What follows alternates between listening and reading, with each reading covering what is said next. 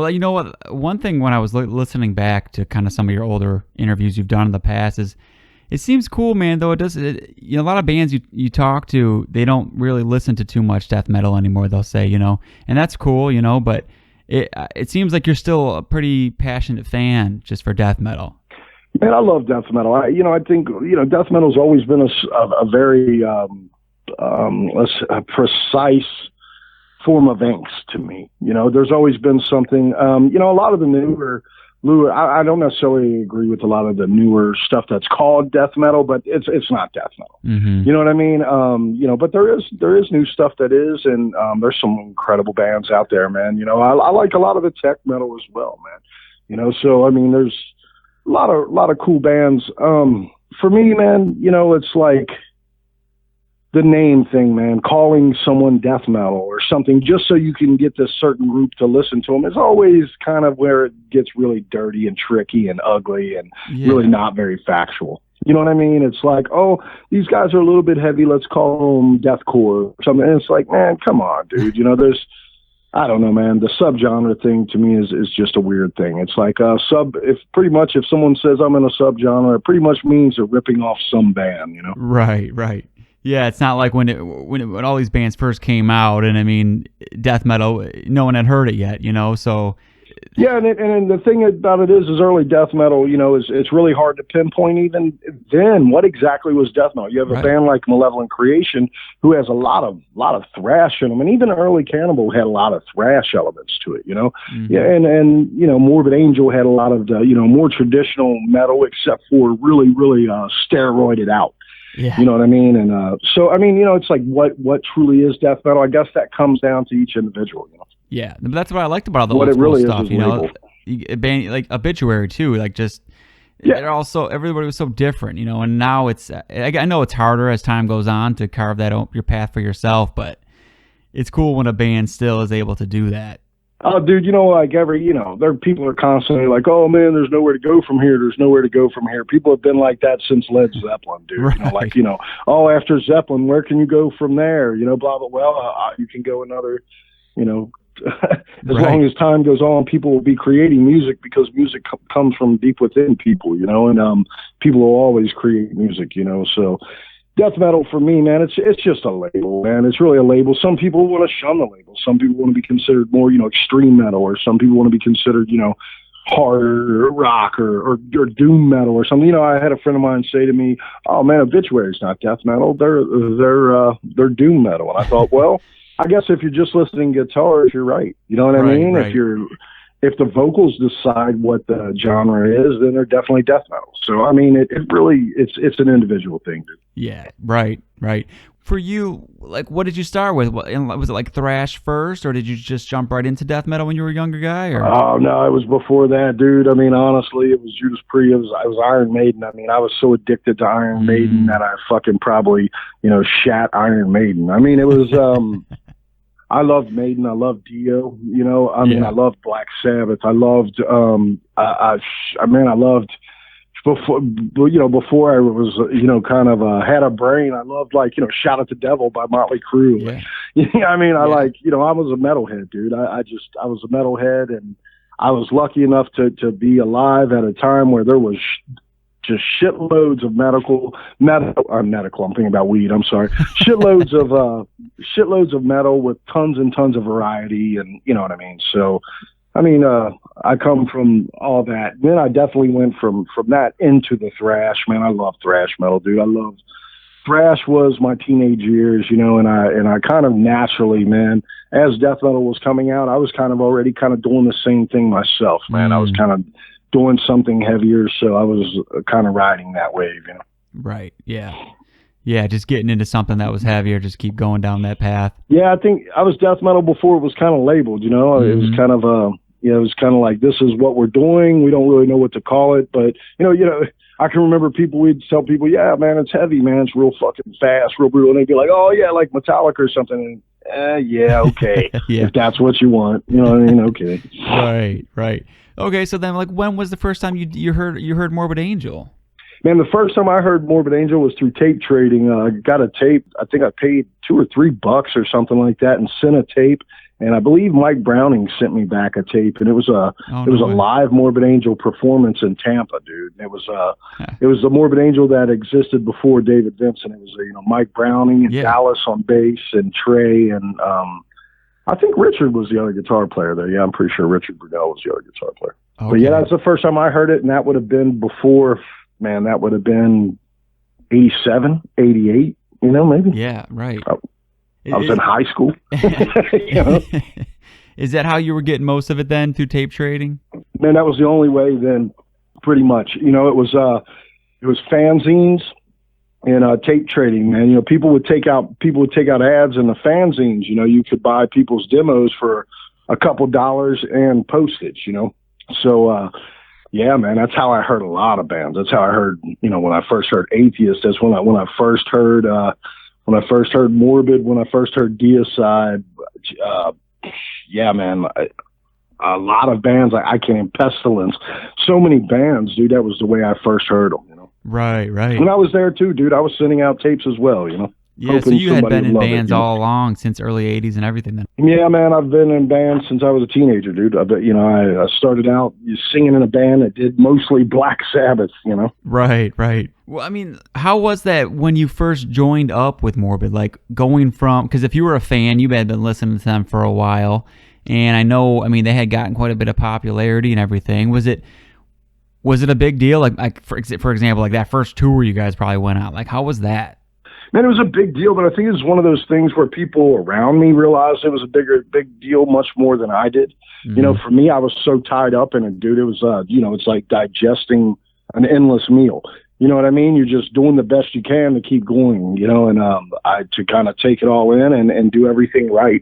There's always that worry, man, when you're the new guy of fucking up. You know what I mean? So, I've always been a bit of a perfectionist, and I come from a hard-working background, and for me, it was I was really tied up in making sure that I could be the best that I could be. When the Morbid Angel thing actually came along at the time, man, it hit a down point for me. I'd had a band for 4.5 years or something that, had a deal, and now before we ever got to record the album, it was broken up, and it was just, it was a mess for me, and all of a sudden this Morbid Angel thing just kind of fell into my lap, man. So once I got into it, it was sort of really just taking it all in. Like, yeah, man, this is kind of how I had hoped it would be, and it was just a different thing. The thing about it is before Morbid, I was in a band that, we got together every single time that we could get together when we could find a place to rehearse, and everybody had enough money to pay for rehearsals and things like that. Once I got a Morbid Angel, it was like, oh yeah, wait, we're going to start rehearsing in 3 months and blah, blah, blah. And I honestly, dude, to me, that was as foreign as anything could possibly be, to just wait to go jam. And then, realized then, man, it was a different step up. You're expected when you show up then to be prepared and ready to go. You don't show up, and everyone doesn't show up to learn. You show up to rehearse, you know what I mean? So it was just different way of doing things, much more professional. So, luckily, man, Eric Rutan was involved with Morbid at that time. And to be honest with you, man, he was my very best friend, and he really helped me to make sure I was always at the right place at the right time, Okay. He seems like just such a cool dude. Dude, he's, we're the same exact age, and I think I'm even older than him, but somehow the dude comes out to me as like my big brother or something. Right. That's really cool, man. How long did it take before you just really felt like comfortable? Like, you are just, you're really there. You can maybe, because I don't think did you write anything besides lyrics on Formulas, or were you? I didn't even write Formulas lyrics. Okay. Trey wrote the lyrics on Formulas. So for me, it was really, I helped him finish them up, and I definitely helped him, pardon me. I definitely helped them to fit them, to the music and stuff. Yeah, like that, for sure. But to be honest, I didn't write any words, and so for me, it was really about performance. It was really just about doing the best job I could with what I was asked to. I think it's very similar to the way David did Altars. When David did Altars, it was pretty much they had already written an album. They already had songs. They already had everything to go. He just really had to do his job. You know what I mean? And so it was the same thing for me, man. And so it was just my focus was completely on just doing my job, not wasting time in the studio. That was a big thing for me, man. we did formulas. My big thing was to be efficient, to not waste anyone's time or anything like that. You know, I mean, when you're new, dude, you kind of have that thing hanging over your head of, oh man, if I take too much time, they're going to be pissed off. They're going to fire me, or they're, you know, you don't really know what's going to happen. So, you know, so that was my thing, man, of being prepared. I just really wanted to be prepared, and I was, you know. Right. I mean, but then when you got to Gateways, because it seems like just listening to your vocals, you know, I love formulas, I love Gateways, but there's a difference in your vocals on Gateways. It feels like there's a little bit more personality there. Like maybe you were just, I don't know if it was that you felt more comfortable or you were able to, you know, mess around a little more. I had free reign, dude. Trey was like, I trust you, man. You know, write, you know, go ahead, man. You write lyrics. I mean, I wrote music on that album. I mean, what you hear is me. You hear, you know, more confidence, you know, and like I said, on formulas, I was being asked to do something, you know what I mean? I mean, even tone wise, even my vocal tone, I was really being asked to do something. And that's what I did on once I did that, once I proved myself, got my rookie year out of the way, you know, I was told, you know, I was given more freedom, man, do your own thing, man. And that's really what Gateways is. It's really, you know, me doing my own thing, man. Yeah, it's exactly, that's how it sounds, man. And that's the thing with Kingdoms too. It's like, that's your vocals on that, man. It's like it's taking that and it's like the personality in it and just the variety and the power. It's like insane that it's this good at this point. Like it's the best that I've heard your vocals yet. You know what I mean? And I'm not trying to blow smoke up your ass. I mean, I really appreciate it, dude. I feel more confident now than I ever have. You know, I know that I know how to do this. You know what I mean? I know that I can, you know, that it's going to be, you know, right. It's really just about me performing to my best, man. So you know, I appreciate it. I really do. Well, that's what I was going to ask, man. Is it confidence? Is it years of practice, or is it like, you know what I mean? Because there's a change there from to my ears. Man, I definitely think it's just a confident thing. You know, I mean, dude, you know, when I did formulas, man, I was young. It was in my early 20s, and you know, like I was really doing what I was asked to do, and that is not an excuse. That is not that's just the truth. I'm just stating the truth. You know, I was doing what was asked of me and doing the best that I could at doing what was asked of me. You know what I mean? On Gateways, like I said, man, from the get go, it was, hey, do your own thing. And now once we're here, I mean, man, you know, my confidence, like, you know, this death metal vocal thing, man, I feel I've got this down. You know, I feel that, and it's really just about now expressing what the song needs, you know, and I'm always confident that I'm going to do a good job these days. That's cool, man. I think that shines through. I think that people notice that. I mean, you have, obviously. Oh man, yeah, 100%. Yeah, I haven't heard one person say anything other than that about this album, and it's cool too because now, you know, everybody's had a year to kind of digest it. Because any Morbid Angel, especially the ones that you've been on that are just really pure death metal, to piece things out and to absorb it takes some time, you know.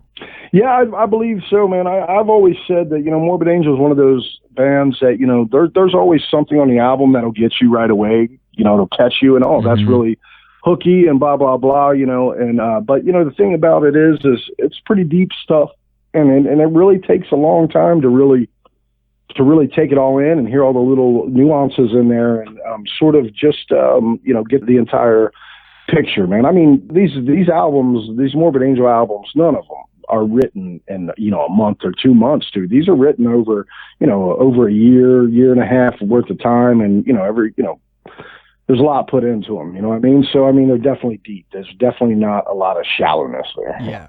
Yeah. Do you ever get, I know you contribute, you know, it's at least a couple of the songs on this one, but as far as what Trey will write, you know, he's kind of a mad genius as far as riffs and songwriting goes. Do you ever get some songs and just, because I would imagine it would take a minute maybe for you to absorb it too and be like, well, what am I going to do with this? Absolutely, dude. Absolutely. I mean, there's a lot. I mean, there's a lot of songs that have been like that. Actually, a lot of the new album has a lot of polyrhythms and things like that. And when you hear that, just music, no vocals, no, you know what I mean? When you hear that, just guitars and drums, it can sound insane, dude. It literally can sound like you're driving deep into his mental instability. You know what I mean? Right. So yeah, man, it takes a while. I've said this before, you know, a lot of it for me is repetition, dude. I have to listen to these it's not tapes anymore, but it's MP3s, like we now send each other MP3s and stuff like, I have to listen to these things hundreds and hundreds of times before I ever start to write a lyric, which is funny. I can write something and man, immediately I have an idea of arrangement and all this stuff, but the Trey stuff, man, to, sort of have to take it in and let it digest as well before I can turn it into something, you know what I mean? Before I can make it be something that I can comprehend, it's not always the easiest thing, man. Mm-hmm. No, I would expect that. When you are writing riffs and song ideas and that sort of thing, I would imagine that, how does that work with Trey, being that, he's, kind of the band leader and primary songwriter? How do you know when something's morbid enough? Do you just say, hey, man, check this out? Or do you kind of say, you know what, I think I've gotten pretty good at it. I think I've gotten actually pretty good at knowing whether or not Trey will like a riff. Occasionally, dude, he will surprise me and like something that I didn't think he would. Yeah. But I know what Morbid Angel is. I know what the goals of Morbid Angel are. I know what Morbid Angel is about. I know the essence, I think, of Morbid Angel. And so really now, I think when I write things, man, before it ever even gets to a point where I'm going to hand it to Trey, I've already done all of the insecure editing that needs done to it, Mm-hmm. Yeah, that's got to feel cool too. When just being that he's such a powerful songwriter, to give him something, and he's like, yeah, this is going to work for Morbid. That's got to be pretty badass. Yeah, on Gateways, man, we wrote a lot of stuff together. There were a lot of things where, there's songs where I wrote 3 or 4 riffs and Trey wrote 3 or 4 riffs. A lot of on Kingdoms, a lot of it was sort of done separately. Mm-hmm. You know what I mean? So, but that really just has to do with modern ways of demoing songs, man. Now, we both have computers. We both, I can come up with an idea and get it to where it's really a really good representative of my idea long before I ever send it to him, where it used to just be a guitar on a cassette tape, dude. Yeah. And maybe a drum machine. You know what I mean? Now, right. Dude, it's pretty, I can send him something and he can send me something. That sounds pretty goddamn good for a demo, Yeah, right. Is it important for Morbid to keep putting out new material, or could you ever see you guys putting it down, the new albums, and just touring off what you have so far? Myself, man, I honestly couldn't see not recording new music, man. I honestly would, it would start to seem a bit endless and mundane without new music for me personally. Mm-hmm. For me, I think if you're just, sort of just going out and playing, you're sort of living on your legacy, dude, which is fine. I don't have any problem with anyone doing that. But for me, I don't really know that it's necessarily what I want to do. Mm-hmm. Man, for me, it's, this isn't like, some rock star fucking dream. It used to be when I was young, it used to be one of those things where, but now, man, it's one of those things where, going out and, touring and things like that, it's like, it's an adjustment to my life. I have to adjust. I have 2 dogs, when I was younger, there were children. My children are grown now, but, now I have dogs that I have to make, they need to be sorted, make sure everything's gonna be okay for them. Just all these different things. The house it's an adjustment to life to get on a bus and leave. It's not like it is when you're 19 years old, and it's every single thing in your world. It is a lot to do with what makes me happy in life, man. So therefore I want to continue to do it. But, to be honest with you, without making new music, then you're kind of playing cover tunes, if you ask me. Yeah. Yeah. Well, especially when you guys keep putting out great new material, it's not like you guys are putting out stuff and people aren't getting into it or anything like that, telling you to hang it up. Yeah. I have to say, it seems to me, though, that times are changing, dude. And, the way an album is done and things like that may change. I don't know that in the next 10 years, people will still be going in and doing 10-song albums. I think we're going to see, EPs and things like that are going to start kind of possibly being the new formats, man. People have very short attention spans now. And I think, 10 songs is almost too many songs for them to take in anymore. So, maybe 5, you do 5 and release 5 songs a year or something. It seems like it would, it'd be enough to keep people happy, that are looking for new music, enough to keep the creative juices going, and and not be stuck in the monotonous of being in there for a long time doing a bunch of songs. Yeah, no, I think you're right. I mean, you already see that with a lot of albums. It's almost rare to see the 12. A lot of times you'll see it more of like a 10 song, 9 song. I think that's the reason for it, man. Just so people can get through it without getting distracted and changing the CD to one of the million new bands that just came out yesterday. Yeah. I mean, it's really hard to keep people's attention span. It's really hard to keep their attention. People's attention span it's constantly diminishing, man. People are more entertained by their phone than they are most things these days.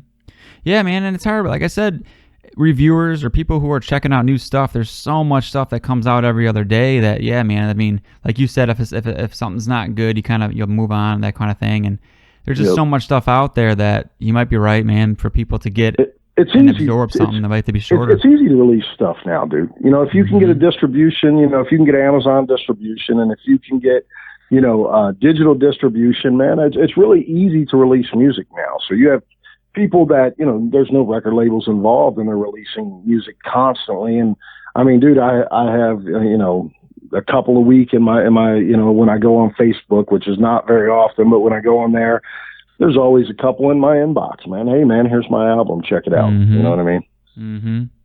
Yeah, which is cool, but also, it's a lot to filter through, right? It's a lot to filter through, dude, and it's a lot to, it's like, oh, yeah, man, here I recorded this at my house, and it's like, I hate to say this, man, but a lot of times, you can hear that. I mean, I can hear that. I can hear that it's not real drums. I can hear that there's not, real amps. I can hear that kind of stuff. And I mean, I've learned myself through disasters that, dude, production means a lot.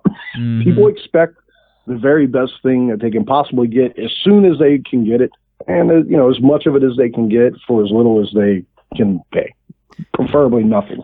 You know what I mean? It seems like I'm bitching about the world, I guess, but I'm really not. I mean, we're talking about the music industry, and the music industry in itself is a complete different entity than the rest of the world, And I mean, music these days, it doesn't seem to have a very, very, very high value to a lot of people, although people constantly are walking around with their headphones in their ears and wanting to be entertained. They just don't want to